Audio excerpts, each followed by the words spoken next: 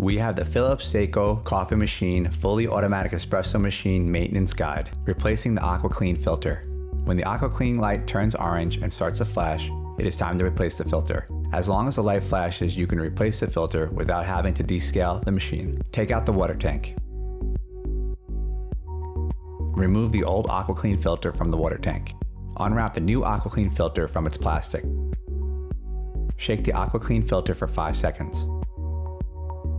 Hold the filter upside down in a jug with cold water until no air bubbles come out. Insert the AquaClean filter vertically onto the filter connection. Press it down to the lowest possible point. Fill the water tank to its max indication and place back the water tank into the machine.